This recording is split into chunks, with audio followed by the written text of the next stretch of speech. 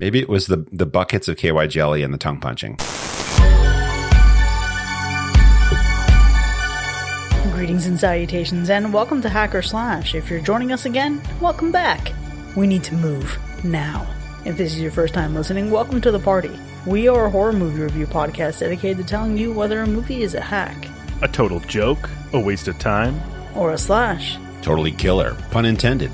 We believe horror is for everyone, and as such, we're rating these movies with a perspective we've gained from our varying walks of life and the flavors of fear we fancy most. My name is Chris, I'm your friendly neighborhood slasher enthusiast. This week I'm joined by the Superfly space guy, Mac. Have you heard about the claustrophobic astronaut? He needed space. The classic horror connoisseur, Sean. I think I fractured my asshole. And the paranormal paramour, Binks. I'm on a seafood diet. When I see food, I eat it. This week we're back in theaters to check out a new entry in an iconic sci-fi franchise. Before we get down to business, though, we have some follow-up. Let's follow up on a movie, specifically Alien from 1979. All right, we held a poll. We wanted to know what you thought. 8% of you hacked Alien, and 92% slashed it. Man, I want to think and believe that the 8% that hacked that movie are just, they want to believe, They want to believe, but they're not there yet. Let me tell you exactly who that 8% is. It's Paris and Paris's burner accounts, because she thinks the movie is ancient bullshit and does not understand how it was preserved by the Library of Congress. What? Yeah, I remember that, and it's upsetting. Yeah, we'll have a link to episode 97, in which we reviewed Alien 1979, and you can cry with us. Well, we do have some comments from the social media. Rob says, I can't imagine having to explain to someone why Alien is awesome. And Rob, I am there with you. Yeah. I'm pretty sure Rob was part of the recording, or at least commented on Paris's review of that movie. That would add up. Now, Miami Moviegoer says, because in space, no one can hear you scream. Ooh. And no one can eat ice cream. Killer Clowns from Outer Space. I'll just see myself out then. We love it. We love it. Well, Doug Elrich says, chest bursting scene, groundbreaking at the time. Oh, hell yeah. Amazing. I believe that. It is pretty intense. Also chest breaking. There you go. That's the one. Good job.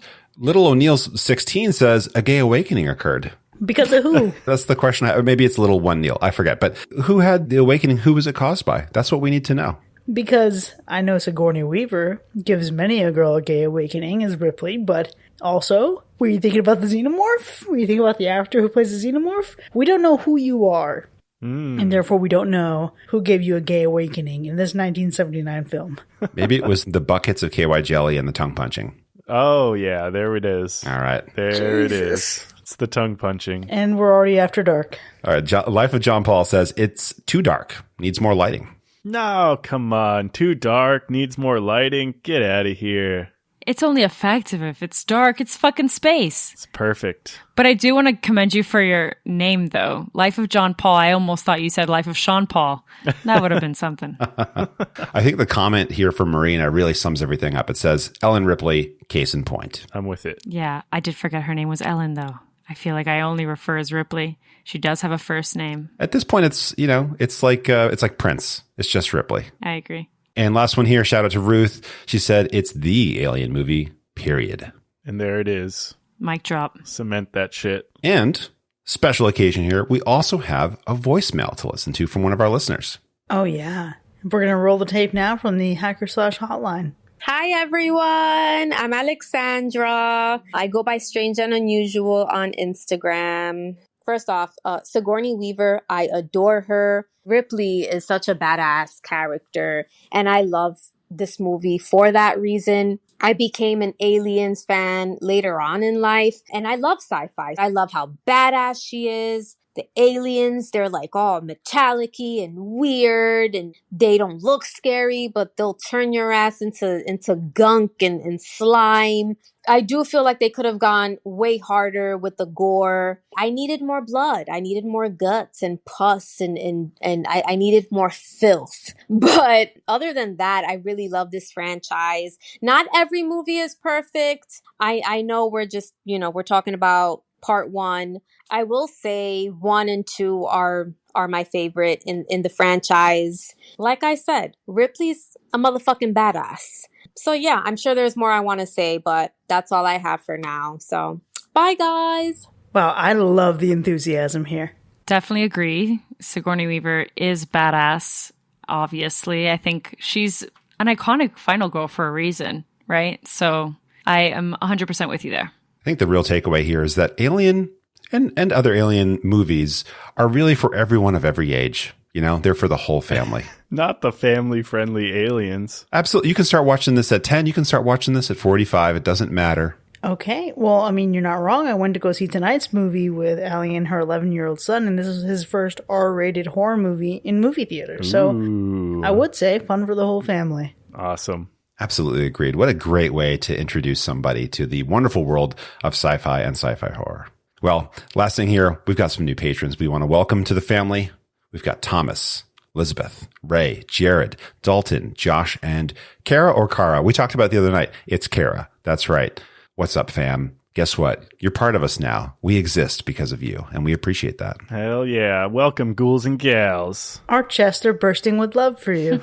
And that's our follow-up. Well, over 30 years ago, a deleted scene from Aliens sparked an idea that's finally come to fruition. Fede Alvarez, inspired by a moment in the special edition of Aliens, began to wonder what life would be like for a group of kids growing up on a colony still decades away from full terraforming. That thought led to the creation of a new story within the Alien universe centered around younger characters. Now, following the acquisition of 21st Century Fox by the Walt Disney Company, there was uncertainty about the future of the Alien franchise. But in March 2022, Alvarez pitched his vision.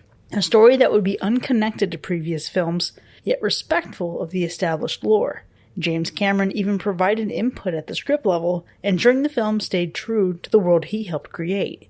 This film is set between the events of Alien and Aliens, following a group of young space colonizers who, while scavenging a derelict space station, encounter one of the most terrifying life forms in the universe. This week, we're talking about Alien Romulus. What were you all expecting going into this? Oh gosh, I was so cautiously optimistic. I didn't want to look at any trailers when I heard there was trailers. I think I caught a peep of one though, because you just have to sometimes. But really, it's hard, you know. Prometheus and Alien Covenant, they were just so try-hard, and I loved them. They're still great. They're just not at the top of the franchise for me.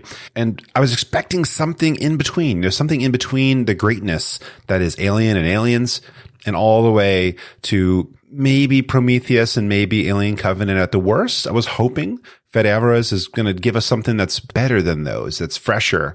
Of course, going to be better than Alien Resurrection, but that was a given. But hopefully closer to the original greatness. We know that this film takes place between the events of Alien 1979 and Aliens 1986. It's set in like 2142, so like 20 years after the events of Alien and about 37 some odd years or something like that before the events of Alien. So what I was curious to see is this installment going to have any direct connections to the predecessors or anything following this timeline. I'm also hoping that we get some really good moments with the alien, right? Like the xenomorphs or whatever. Thinking of those iconic moments that we get in Alien 1979, I'm really hoping that we get some of that in this movie.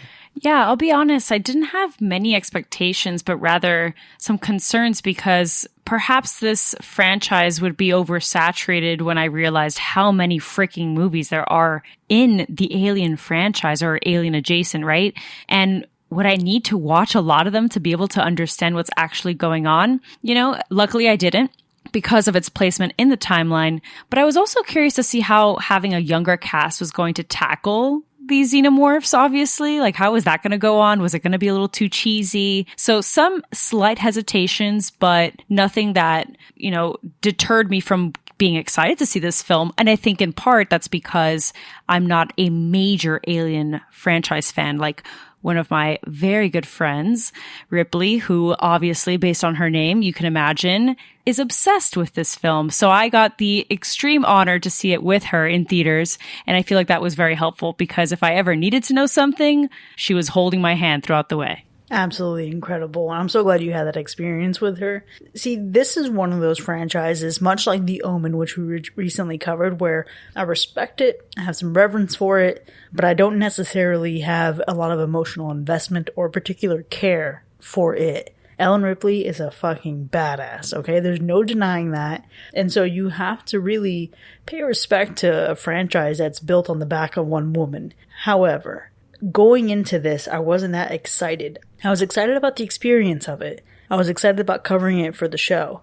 But I don't have the same fire within me that I would for a new slasher. So while I didn't go in with a lot of expectations, I did go in with a hope. And I went in with the hope that this would not be a rinse repeat of Alien from 1979.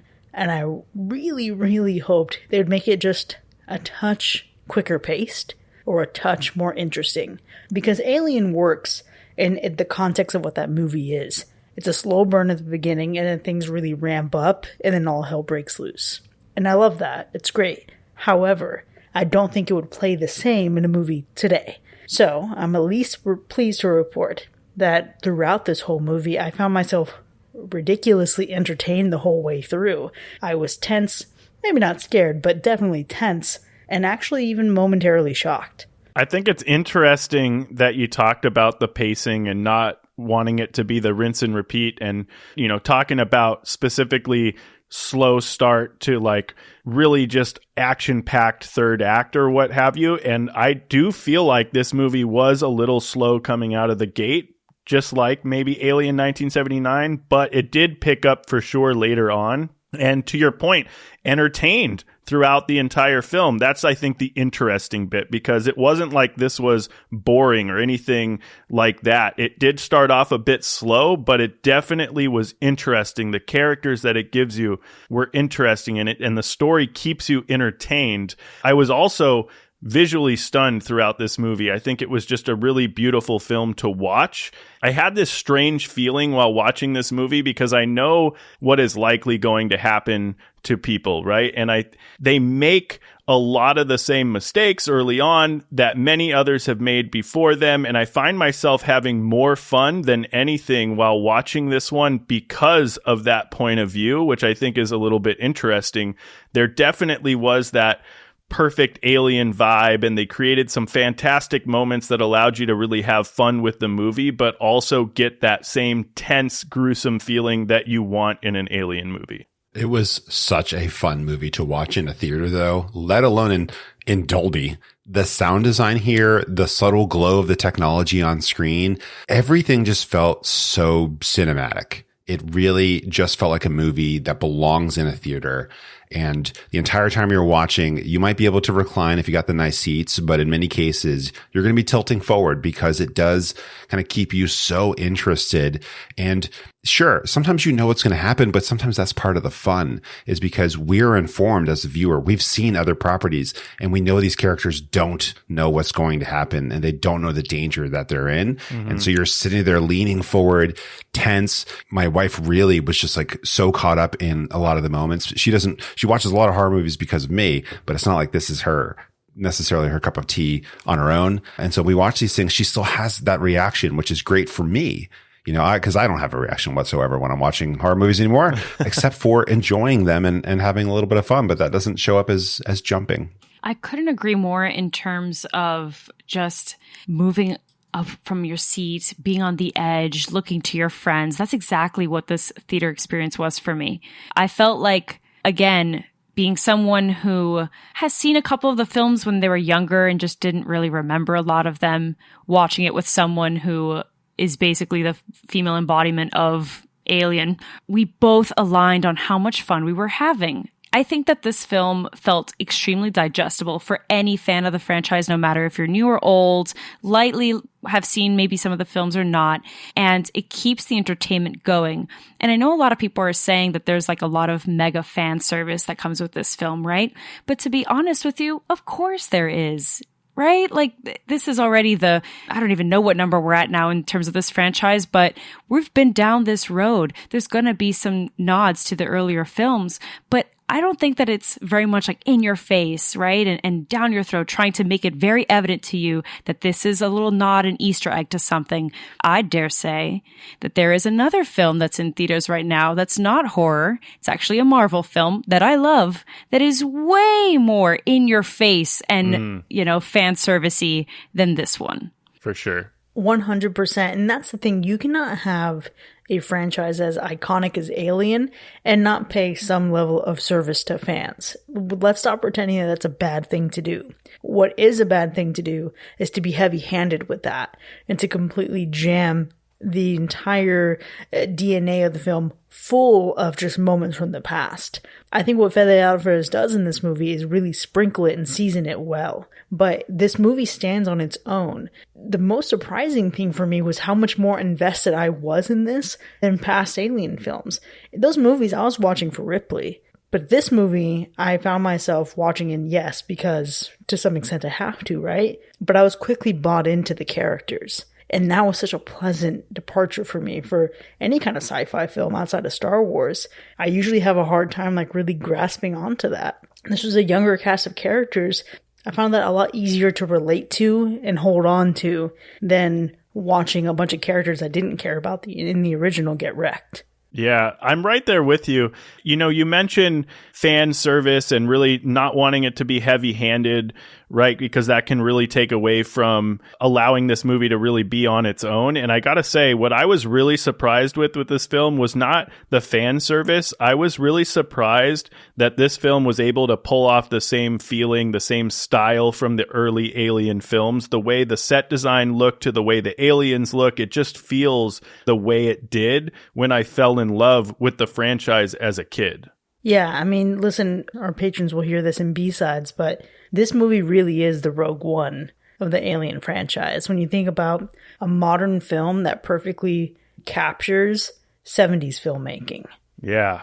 That was also the biggest surprise for me. I mean, the tone of this movie feels more at home in the Alien universe than the past 3 Alien films. 100%. And that is crazy that you could legit watch Alien, watch this movie, and then watch Aliens and call it a trilogy and be done with it. And you would be probably very satisfied. I love that you said that, because for someone like myself that needs to kind of reintroduce themselves into this world, for so many, horror fans that are wanting to get into the sci-fi realm of things but don't know how to start, obviously we're going to tell them Alien. Just give them something simple. And I think about it in terms of when we do our Friday the 13th episodes, and if you're a listener and you've heard those, you know where I stand on those films, but I'm using it as an example because there's so many of them and it's daunting. I don't want to have to watch 5 billion of them. I already do that with Marvel. I don't want to keep having to do it every single time that I explore something horror related. Saw is another one. We could go on and on, right?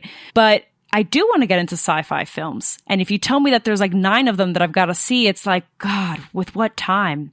But if you just give me tell me that the first 3 is all I need and it's just real good development there, that's going to get me locked in. And then I can keep going and then I can make my own decisions in terms of whether I want to keep watching the prequels and all the other things that came after it. In terms of my disappointment, though, there's some use of CGI here, friends, that I think was a big swing and miss, especially when the film goes back to the use of animatronics, which I thought was amazing. It's almost why sell out in this way when apparently for lore's sake it isn't even necessary? That's from what I've been told from my source. I'm interested to see what your thoughts are, Mac, on that later in the spoiler zone. But the CGI was just really intense in one particular moment. And I don't know. It seems why? Why do it?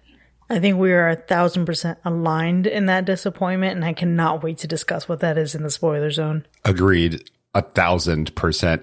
It's one of those things that bothers you in the moment, but you're whatever, I'm just going to move past it, keep enjoying everything else about this movie and not really focusing on that. But I think we also mentioned earlier that this is a film that you enjoy to watch with others. And that is because, sure, it doesn't scare me, but my wife jumped and several other people jumped while watching this movie a dozen times. And sometimes it was a sound. Other times it was something happening on screen that they could see happening for seconds. But once it delivered, once we got the actual thing on the full view, they still jumped. Yeah. And I think that just shows how effective that the xenomorphs are when used properly. I am those people. That was me. I jumped. I screamed. Popcorn may or may not have jumped up in the air along with me. This whole experience of this movie should have been one of the houses at Halloween Horror Nights. And that's a huge miss, I feel for Universal Studios. But man, I just think that this movie was able to capture that same fear factor that the Alien and Aliens did back in the day. You have this gruesome sci-fi creature feature going on, and then it starts to blend in those beautiful and suspenseful moments where the victim is being hunted by the alien, and that's where the horror of it all really shines through. And I think, it might not get everybody, but what it gives you visually and what it builds off of, and just the feeling that it has, it is absolutely perfect and absolutely horrific. 100% I agree with that. This movie manages to make a xenomorph feel somehow even scarier to me than the other movies I've seen in this franchise. And it approaches that fear differently. I think one of the best things that Alien 1979 does is show you very little until you suddenly see a lot. And this movie adopts a similar approach. But there's something about the way this movie delivers this entity as this like ultimate predator that for me felt more threatening. And so it didn't scare me, sure, but it did gross me out. There are a few really gross moments in this movie. And I mean, just brace yourself going into that. And I can't wait to see how Sean breaks that down to the gore score.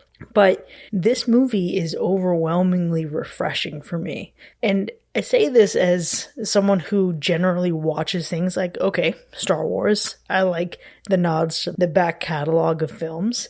Halloween. We got a new trilogy of films that peppers in moments and nods to its entire franchise and its predecessors. But going into this and not knowing the full scope of the Alien franchise, it feels so good to see a movie where if there are nods to it, it feels subtle enough that it's not blatantly hitting me in the head as someone who isn't that familiar with the franchise. Yeah, I mean, it just feels so grounded in the Alien universe. The story is pretty familiar for space and sci-fi horror, right? So you get a group of unwitting people trapped with something really bad and they're not prepared for it and they have to fight to survive. Who gives a crap? That's what made Alien great. You just have a really basic thing and then you execute it really well. Not having the upper hand, that's always fun to watch. There being an actual threat to life and safety up to the very last minute of the movie is what makes Alien movies amazing. And I'm glad that they didn't stray here. I'm glad that they stuck to a formula that works really well. They didn't have to go completely formulaic. They didn't have to say, let's just like do Alien or Aliens and then like recast some people. No, they're like, what about it is what made it successful? And sure, you look through here, there's peppered in moments and just the technology. They wanted to kind of make it look like the first one. And that's great. They've got just like themes here that I think really tie back to it. And that is a great way to pay homage, but to also stay true to the source material. Yeah, I do enjoy substance if done right, and I feel like this movie definitely explores the lore of this universe, and I think it was done the right way. I feel like there was just enough continuity, just enough fan service there to keep the older fans really engaged, and it has its own story that it follows that allows for a newer audience to also follow along, because I don't think that you have to necessarily have watched, I mean, I dare say any other Alien movie to watch this movie and still have a good time. I think even though this movie sits between Alien 1979 and Aliens on the timeline, it puts forward its own simple story. And for that, I think it feels original. Absolutely. And again, going back to the fan service, it's like there's nods that are going to be so clear to those that are invested in the franchise and have seen all the films and whatnot, but it's so subtle. And even for me that I've seen 2 or 3 in my adult life, I was like, could it be? And I looked to Ripley and she's like, yeah, you know, and I love that. I love that the majority of the film feels like I'm watching something fresh with sprinkles of nods to all of these films. In addition, I know that Fede Alvarez is a big fan of Alien Isolation. So that's the newer video game that you were talking about, Mac, that I don't know if you've played it yet, but he is a major fan of that video game. And when I left the theater, I was, looking things up, and he even has such a really cool Easter egg that you would never know unless you looked up that article, or maybe you were like a major fan of the game, so much so that Ripley, who loves that game, didn't even catch it herself. It made her feel like, now I gotta go see it again because I can't believe he even found a way to subtly include that. So I think its originality not only ties to the plot, but also with the execution and how he can seamlessly make this that love letter feel without making it so blatantly obvious. Yeah, and something else that stands apart from the rest of the franchise for me is the approach to the ending. Now, in terms of scale, I know there's a description that we mentioned here just a few moments ago, right? The feeling of danger up until the last moment of the movie. But the predecessor, and even Aliens, from what I recall, leaves me with a different type of feeling at the end of it. Like I'm walking away from that experience with a certain impression or a certain vision of what could unfold for these characters next. And this one feels much darker. It's a little bit of optimism, but it feels darker. And I think even the tonal difference there makes this feel pretty unique. Oh yeah, I loved the ending. It felt really right for the franchise for me. And I think it went back to the roots of the Alien movies. And I think that's why I liked it. You mentioned that they do feel a little lighter at the end of those other movies, right? But then the start of the next movie is like, nah, you shouldn't have felt good at all. And that was a fun way to kind of pick things up each time for the first three movies. For Alien Resurrection, we won't talk about it. But for this film here, sure, it goes a little bit darker at the end, but that just makes me want to see, like, gosh, what could they do if they made a sequel to this? And would it still be before Aliens, or would it be in the future? Would it be between Aliens and Alien, 3? That'd be really interesting because there'd be some really fun stuff they could throw in there if they wanted to.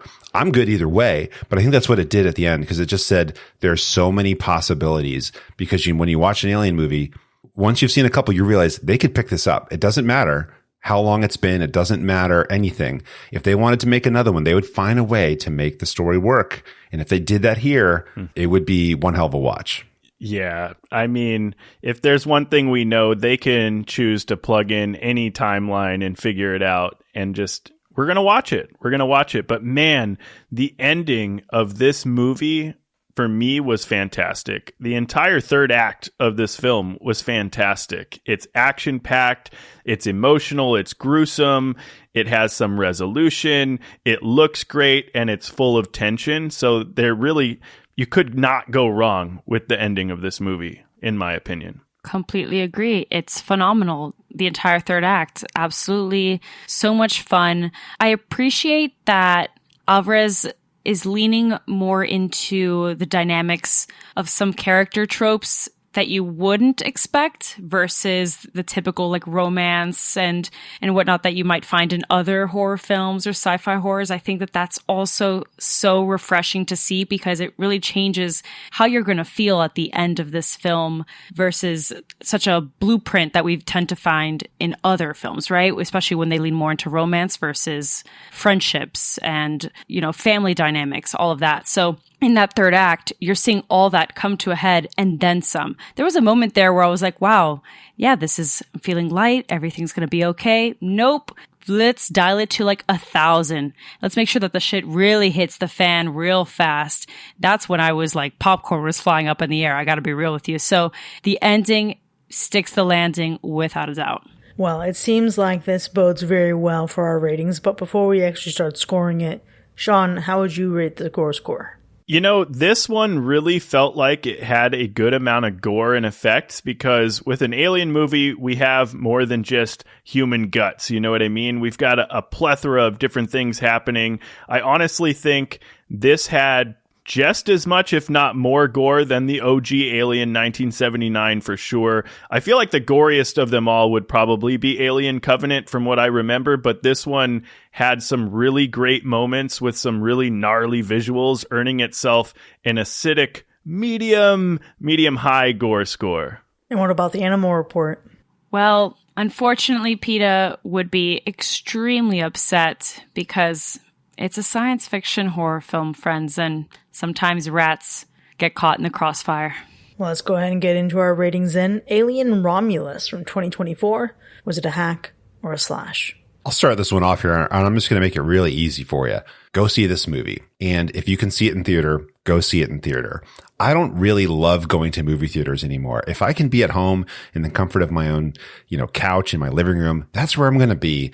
And some movies that I get really excited about, I'm like, you know what? I'll just wait till it's streaming. Not this one. Not only did I go opening night, which is, something we do sometimes. I was excited for it. And I brought along like 6 or 7 other people. We set up a little group message there, and whoever wanted to come, they would buy their ticket. We'd get all together, get close by, just so we could experience it together. We didn't even hang out that much afterwards.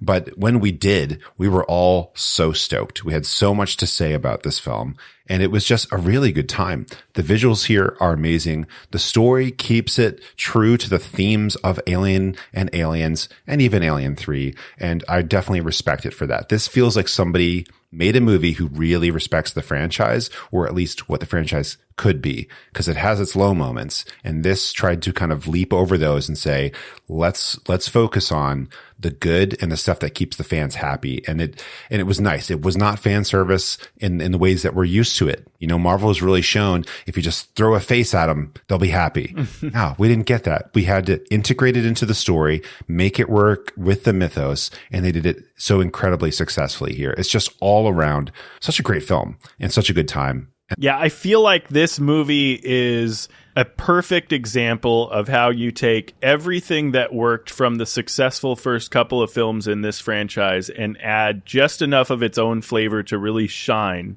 and not feel like a regurgitated product or a microwave dinner that just doesn't satisfy the craving. You know what I mean? I loved how everything in this movie felt like the first 2 films in the franchise, from the set design to the way the alien creatures look. Like I said before, it was just fucking badass. I do think it takes a minute for this film to get going, but if you can be patient, I promise you, it will not disappoint you.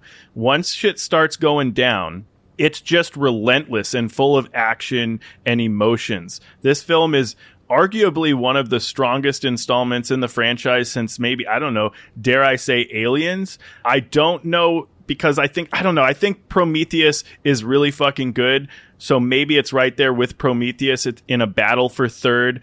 This movie has some really great tense and suspenseful moments. It has a story with characters that you can invest in and isn't afraid to pull on your heartstrings or impale your heart with all the glorious gore. So, I don't know, if you're an Alien fan, if you're looking for something that sticks to the original recipe while also not afraid to reinvent the wheel just a little bit, then you're gonna have a great time watching this one. There's so many nods and Easter eggs sprinkled in here that you can't not have a good time, because this felt like, Binks, you said it, a love letter to the early films, giving us that old school sci-fi horror feel, and then catapults us into the third act where we get some new flavor that cemented its rightful spot in the franchise. This is an Alien tongue punch right to the face kind of slash for me. I love it. Look, unlike some other franchises that continue to dish out films and keep failing, the Alien franchise revives itself from the slippery slopes of its prequels and most recent films. There's a couple reasons why. That is, it was a great balancing act. It wasted no time giving you the basic cast tropes while giving you just enough character development required for each character and exploring dynamics you don't tend to see at the forefront. It establishes the circumstances and motives of these young adults in a way that ties into what I would think is like the overarching Alien franchise theme that I've gathered so far, and that's basically capitalism sucks, truthfully. And like I said, it's something for any newcomer or seasoned Alien fan of the franchise. And if I needed to attribute a film that got me fully re-engaged into this franchise and wanting to explore the whole thing, it's this one. So stop what you're doing. Tell your friends and family, just like Max said. Go see it in IMAX if you can, if you got the money for it. Because I did, and that was one hell of a ride. Because this one is for sure a slash. Well, I don't know how I could possibly say it better than any of that, but I'll take my own little spin on it. What's best about this movie is the fact that it's a tale of brother and sisterhood. Take a moment, pretend you're me. You don't really care that much about the Alien franchise. You're into some sci-fi, but maybe you're not a huge sci-fi fan. And maybe you like slashers. Maybe you want a gory good time in a horror movie. This is a movie where the themes of the original are still there. We have the emotional impact of a good drama, but we also have an antagonist in this movie that feels like a slasher slipping in and out of the shadows. And I thought that was an excellent time.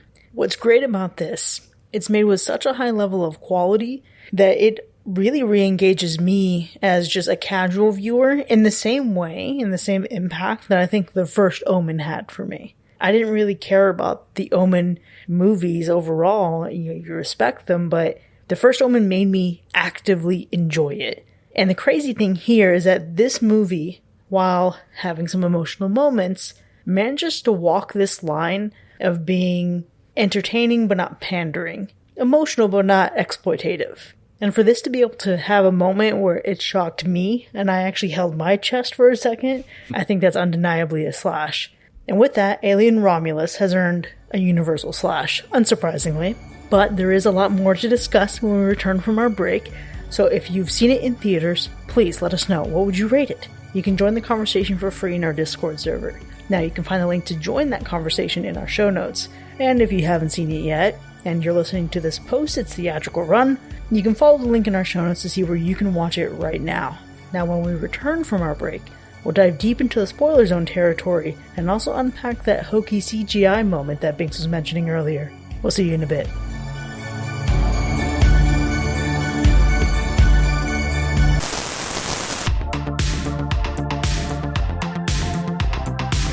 Chain Gang Exchange is the world's first and only platform where you can trade, buy, and sell the most valuable commodity there is, time left in your life. Whether you're looking to pay to shave off a few years of indentured servitude to spend more time with the kids, or add just a few minutes of mining work to afford an extra bottle of Wayland Yutani Cola, Chain Gang Exchange has you covered.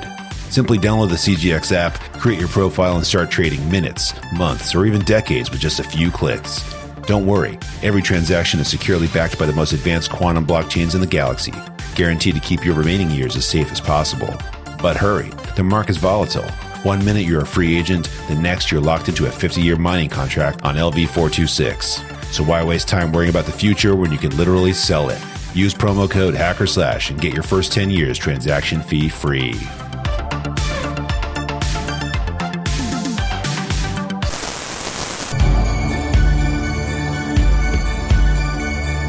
Welcome back, folks. You're now entering the spoiler zone for Alien Romulus, which has earned a universal slash.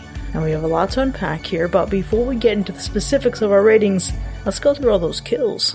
You know, there was a lot going on in this one. A lot more than just some average human kills. We have some stuff that is mentioned towards the beginning of this film. Then you have the mixture of human and alien kills, landing us at a solid 44 kills in this one. And I know I included some kills that aren't shown on screen in this movie, but there are some kills that we do see that are really fucking rad. So I gotta ask, and hopefully Chris, Binks, you have different favorite kills this time, but were there any kills that hit you in the gut like gravity pulling you down in full force? Listen here. I'm sad to say it, and I'm confident I might be taking a few people's, but let's talk about Navarro, who had the chest burster scene. For me, there was a couple moments to really dissect here. This is a movie, obviously, it's set between here and the first Alien and then Aliens. We had that iconic chest-bursting scene in Alien. This movie cannot recreate that. If they did the same exact thing, that would be a travesty. Yeah, for sure. So it has to be different in setting. It has to be different in scope. But what this does with making you think, okay, maybe there's a 50% shot that Navarro might be fine. Except she isn't. She gets back to the ship, and Kay is holding her in her arms, and then you realize that this thing is inside of her. We see the X-ray torch. We see this thing moving around. And if you've seen the previous film, you know what's coming. But what I also love is that it's so different, because if you haven't seen this movie, then you don't know what to expect. Is this thing going to come out of her throat? Is it going to completely make her explode? This is a moment where I turned to Allie and her son, and I was just trying to watch their reaction to a chest bursting scene. But to see this thing come out and to not be as explosive, I thought Alvarez was brilliant for not making this the same exact tone as the original. Yeah, for sure. But and thank God, because it was super well done the way they did it in this film. Just watching it kind of like break through the chest and emerge its little head, you know? Definitely thinking, what's up? What's that? I love that, TBT. I was going to say, though, can we talk about a little bit of the logic? It's just funny to me. I was talking to Ripley about this because leave it to some young adults to put two and two together real fucking fast that you can just cryo that tail and then snap it off. Like, or not snap it off, but like, you know, to get them to remove the face hugger. When, from my understanding, it's like when a face hugger's got you, that's it, buddy. You're a goner. Goodbye, farewell, which obviously is the case, technically, right? But I think it was just funny that in my mind, I'm like, yeah, the cryo thing. Like, why didn't these scientists and all these smart ass people in Alien think of the same thing? You know, the younger you are, the smarter you are. True.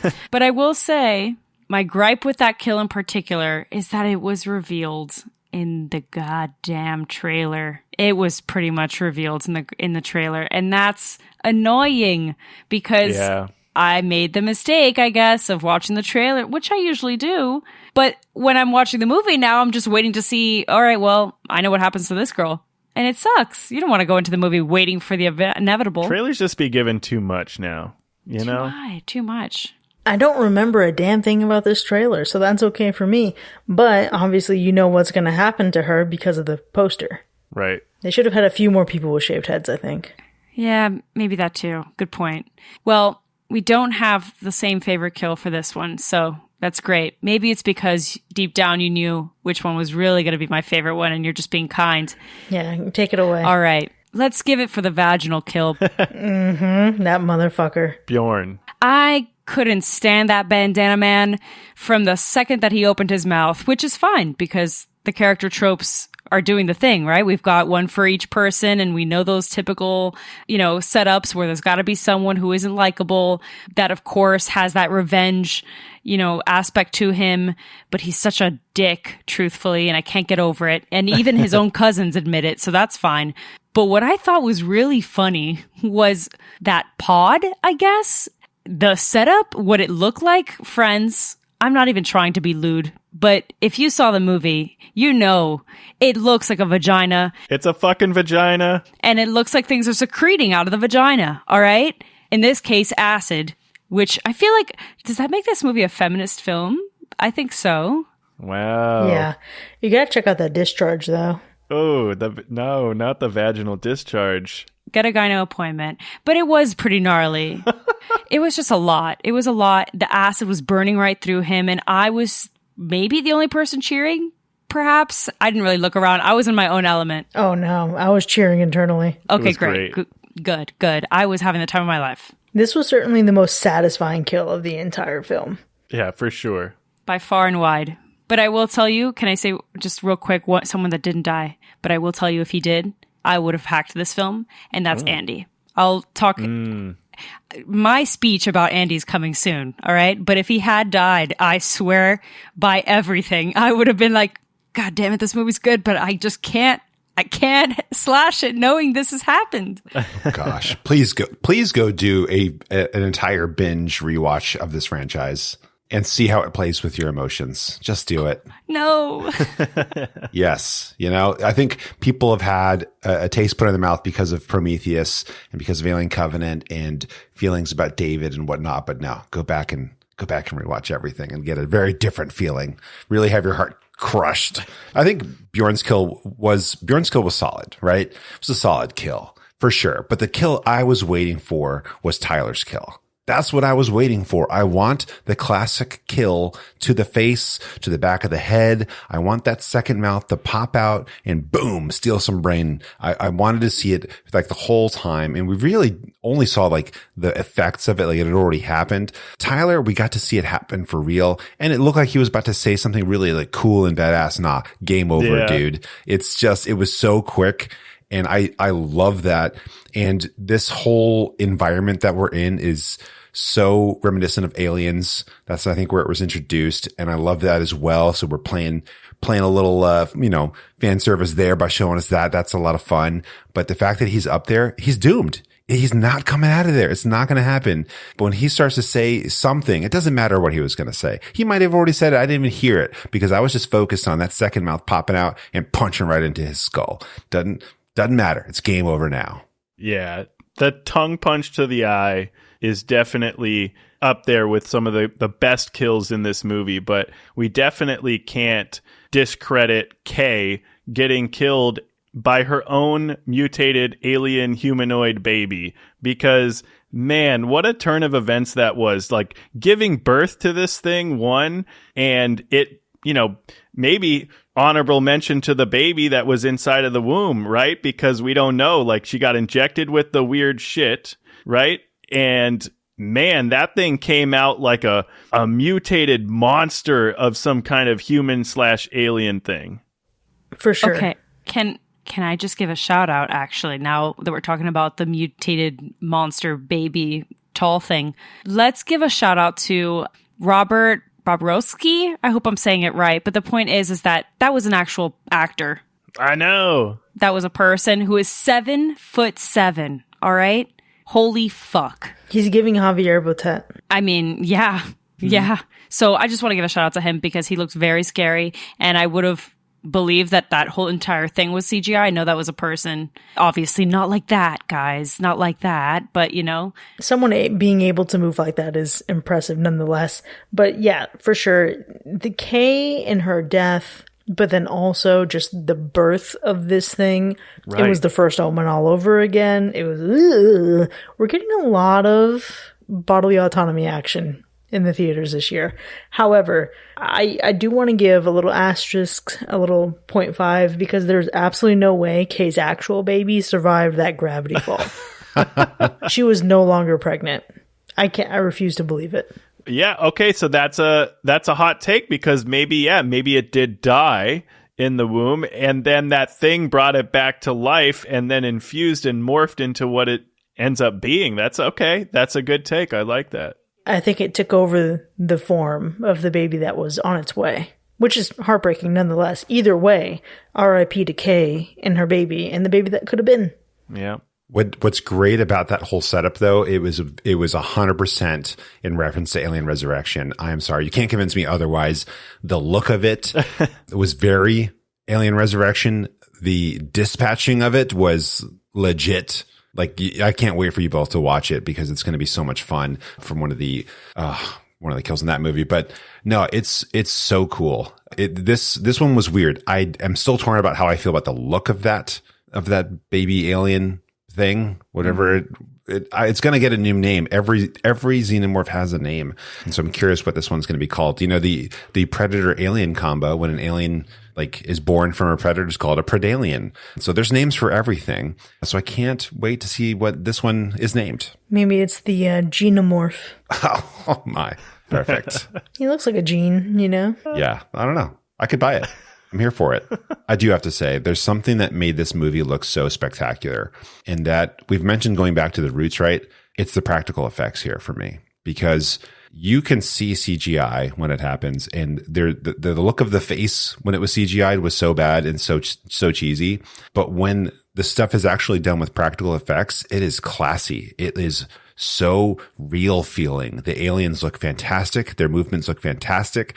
There's a clip from behind the scenes where they show the actual robotic version of this thing moving. And I'm like, holy cow. It's so much better than anything CGI could come up with, just having real stuff.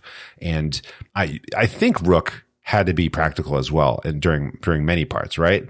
Because if not, they just got better all of a sudden, the look of that. But no, the practical effects here, I think, made the movie for me. Had it been 100% CGI, I don't think I would have enjoyed it. Yeah, I think you're right on there.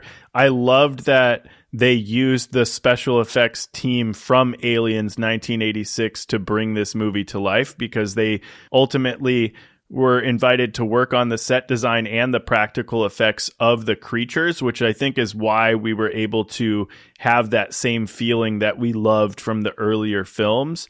And yes, practical effects, I'm a sucker for practical effects. That's always going to be at the top of my list. But the set design also, and the way the movie looked, just because it fits so well into how the early films looked. And I feel like it was a nostalgic experience that really, I don't know, it made me more excited as I was watching the film. It was one of the first things that I noticed when this movie came on. And I was just like, oh man, this is so cool to watch. It really brings me back to watching those films back in the day. I think that aside from, of course, like you guys are saying, the practical effects, which are incredible, we could obviously talk about the cinematography here and how it pays homage to so many of the other prior films.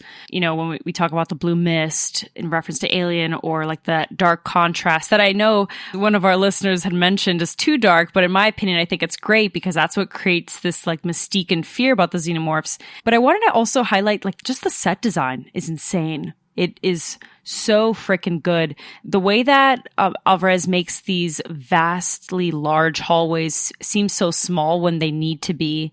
These spaces and these rooms that seem so gigantic, but in terms of when there's chaos or when you're running away from a massive ass alien, you feel like you have nowhere to go. I love that. And I think it has a lot to do with the set design. And I wanted to go back to what I was mentioning in terms of Alien Isolation to reveal, if I may, what the cool perk was about, or rather the cool homage to that was. So in the movie, there are lots of phones in every scene where there's about to be something terrible. So anything that's about to like, oh shit, something's about to happen, whether it be the alien is going to show up or something to that effect, right? Where things are not going to be going great. You're going to see a phone. And the reason is because in the game, Alien Isolation, that is kind of where you save, I believe, like that. And it takes so long for you to save in the game. So in the game, apparently you're like on the phone and it takes a while. So it builds up that tension. You hope that you're saving and before the alien gets to you. So that was his little homage. And you can barely see the phones, but they're there every single time to whether it's to like warn you of what's to come or to create that unsettling feeling. So I thought that was really nice. And again, great job on the production team for including even that small bit of a Easter egg to a video game. That's awesome. That's great. I feel like I need to give that video game a shot. I haven't played a single piece of Alien property. I watched Ripley play it and my other friend Jonathan play it once, and it seemed like something that would scare the shit out of me for sure. So I don't know if I'd play it in the dark or anything like that, but if you do it, I'll watch. In the dark, in the night. Oh, hey, nice. Other thing that I wanted to highlight is Benjamin Wallfish scored this film, and the tension between me and the checkout button tomorrow when the vinyl drops is real high because he scored it chapter 1 and 2. So I know that man was fire from the moment I saw in terms of the crew when I was looking up this movie on Letterboxd. So when I actually heard the score, I was like, God damn it, he did it again. He's got my money again. Yeah. I can't wait to see how much money you drop tomorrow on that. Listen, there's so much in this movie to appreciate visually, even the auditory experience of this. It was a bit loud for my taste, but it was still effective. And I think it really plays with your sense of safety. And I think it builds a little bit of anxiety. But my absolute favorite thing in here, maybe it's not a lot of credit to this movie, is the creature design and the scale of the aliens. This is something that could have looked absolutely terrible. But when I say the scale, I mean the sheer amount of aliens in this movie. We saw an entire ship get wrecked by one xenomorph, one chest burst, one face hugger. So imagine my surprise when my favorite scene comes and we have all of these face huggers escaping in the cryo chamber. Holy shit. Look, I've seen aliens, so I know there's more of these bitches out there. But to know that these things were just frozen on ice, like it's a microwave dinner, in this cryo chamber? Sir, come on, what are we doing? It feels reckless even. But when these things are escaping, we have Alien was described as Jaws in space. That whole scene felt like Jaws in space.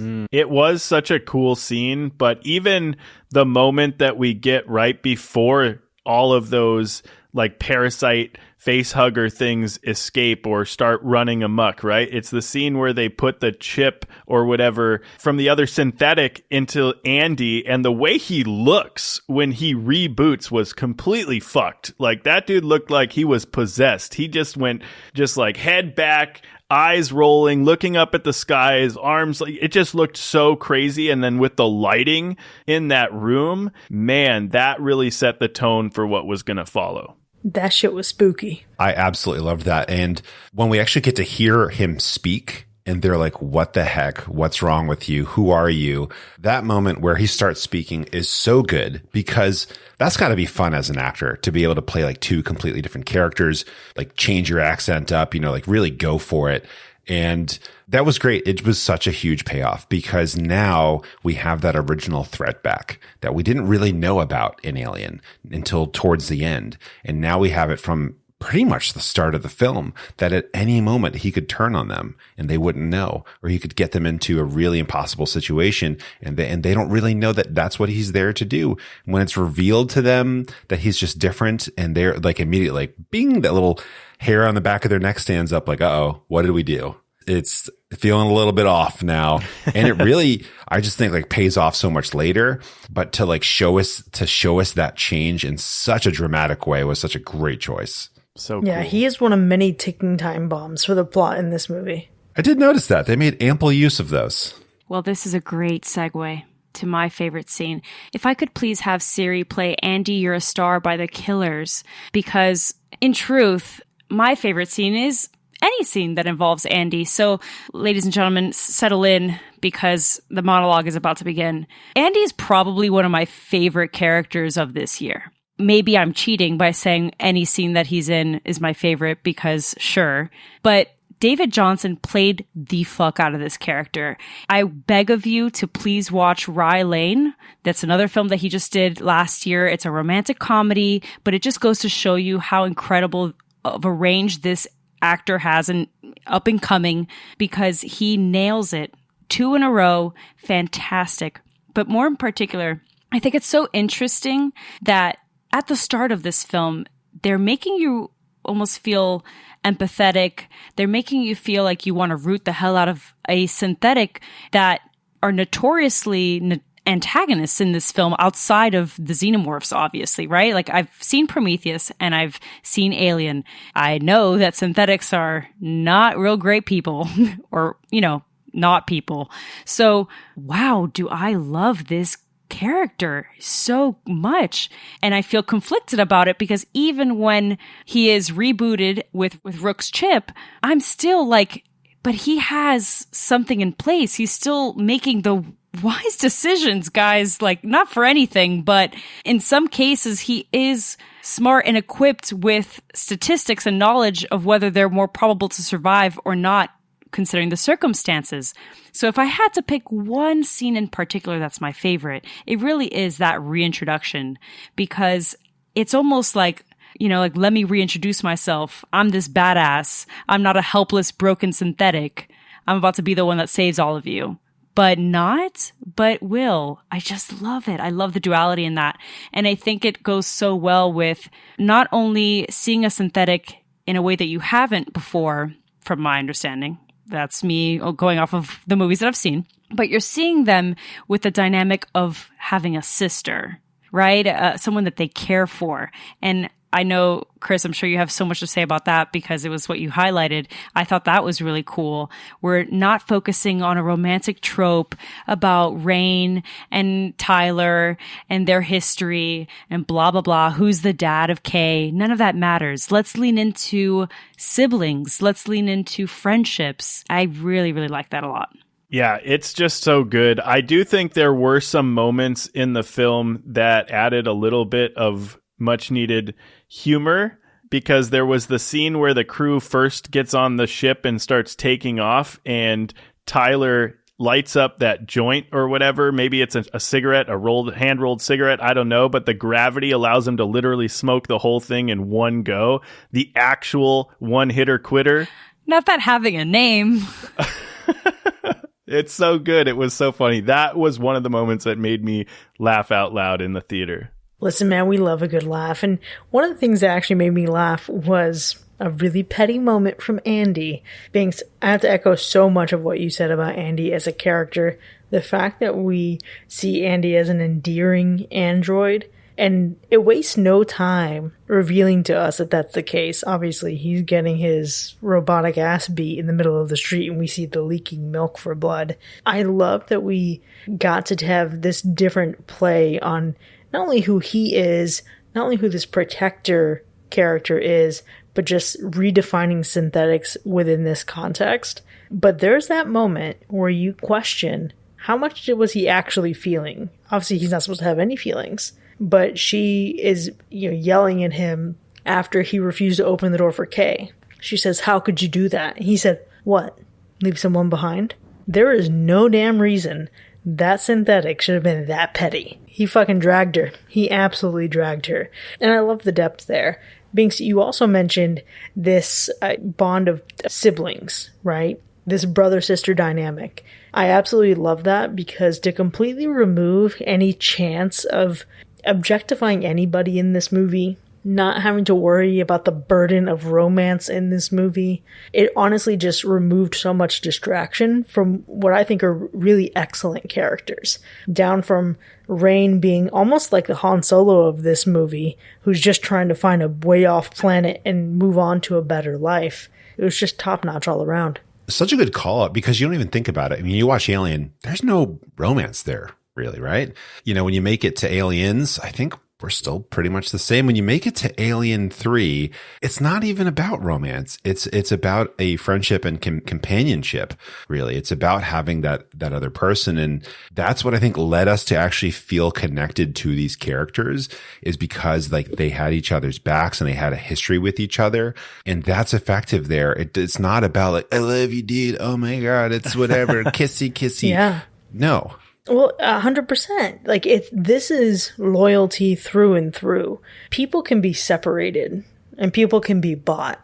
But what you had in this movie was a sense of loyalty from a girl and her robot, a girl and her android, and then family, right? So yeah, we had Navarro, who's also a part of this, but we have Bjorn to be the cousin of Tyler and Kay. But even down to the station that they're on, Remus and Romulus were twin brothers who were critical and crucial in the foundation of the Roman Empire. So this movie is very layered with that bond and the power of that bond throughout it.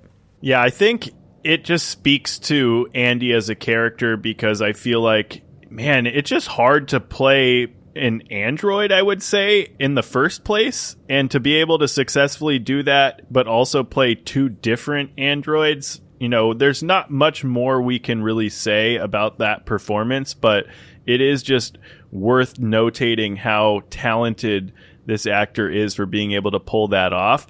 But I also think that, man, Rain is such a badass in this movie.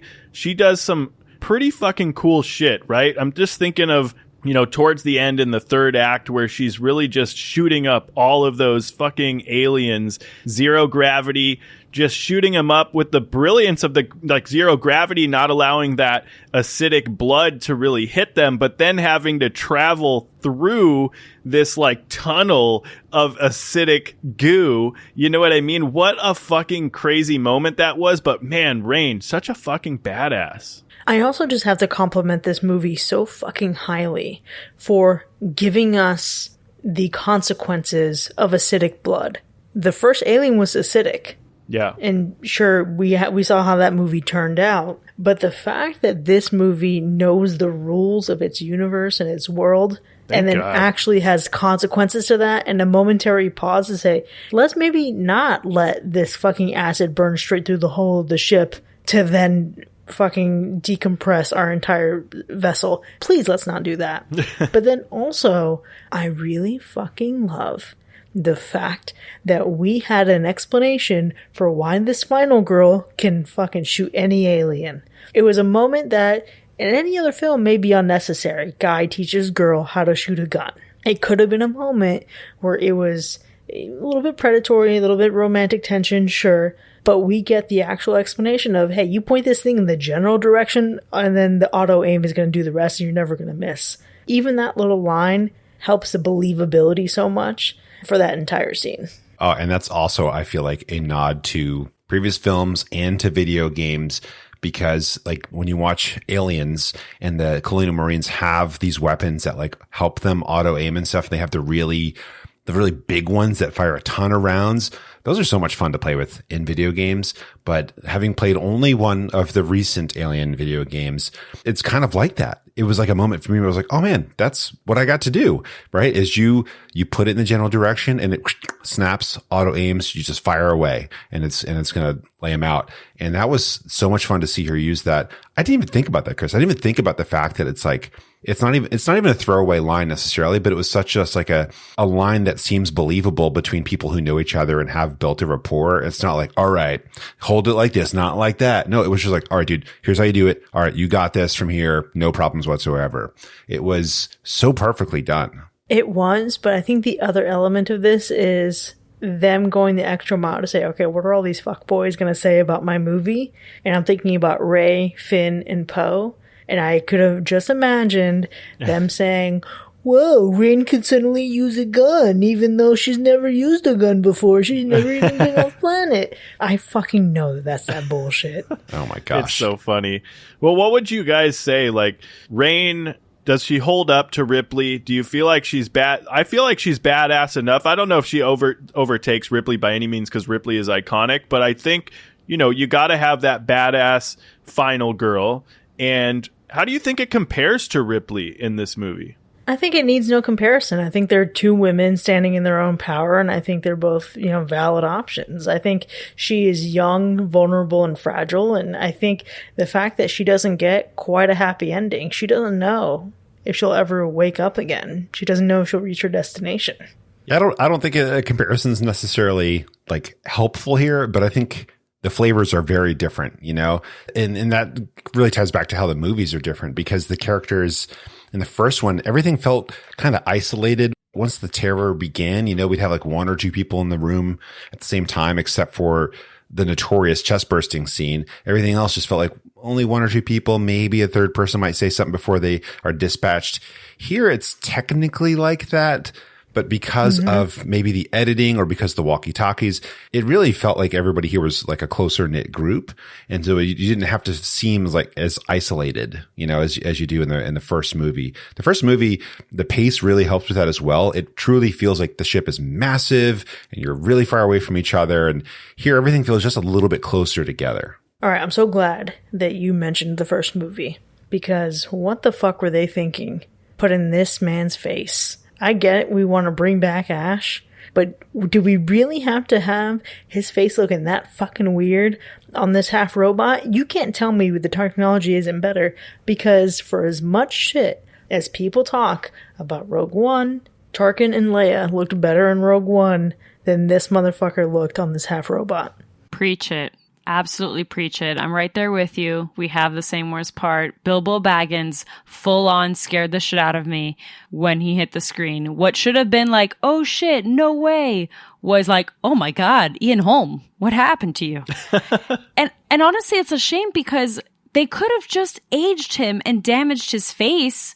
And Ripley was telling me that some synthetics are based on humans and could age technically or something to that effect, right? I don't know. Somebody fact check me, I think, but I'm pretty sure that's the case. Regardless, if that's not true or if it is, if it isn't, just age him, dude. I don't think anyone really cares that much. It was far better than that. Well, the interesting thing about this universe is that they didn't need to use his face or anyone else's face at all. They could have, just like they did for Andy, pick a different actor and have a completely different look to them. And it was a clear choice to try to tie us back to Alien from 1978. Right. It was a clear choice to carry like that same look across because it would be more believable about their motives, right? I think the choice here was to really instill in us that this android is going to do the exact same stuff. And now he's going to make Andy do it. And yeah, I just I don't get know that that choice. It was necessary.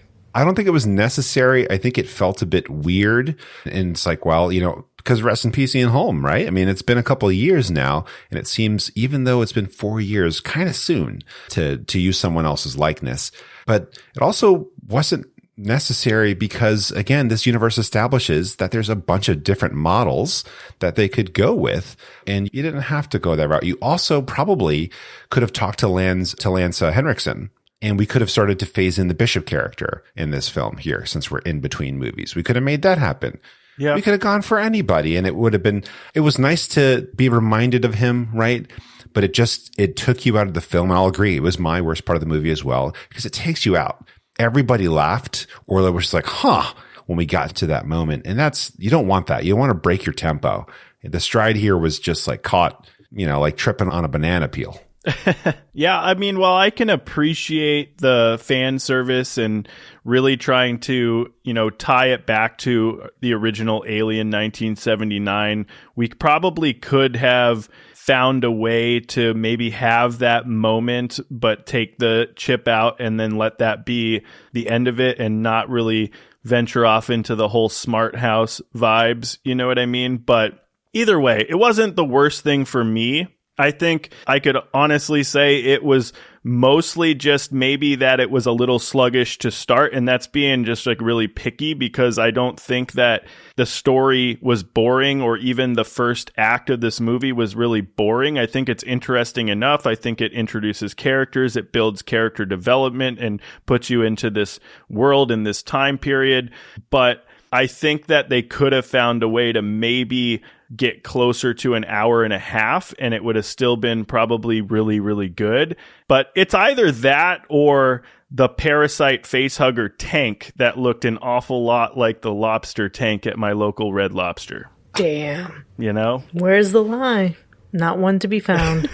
Listen, flaws aside from this movie, it's good enough for a rewatch, absolutely. Because it is a little bit longer than I would personally like. I don't know if I'll go see it in theaters. If I do, I'm definitely going to try to see it in IMAX like Binks recommended. But also, I'm so glad that I had such a love for it that I also really want to get the Reebok and Aliens collab for the shoes inspired by this movie. Yeah. Heck yeah, that's awesome. If there's anything to take away from this film and all the films that preceded it, this is it. Don't trust the company. Don't trust the fucking robot. And if you see a fucking alien egg, fucking run for your goddamn life. Like, just follow those steps and you might have a better shot at staying alive. But let's face it, people are always going to break the rules. And that's what makes this film and this franchise fun. I will definitely be rewatching this one. It would be interesting if I could find the time to see it in theaters again.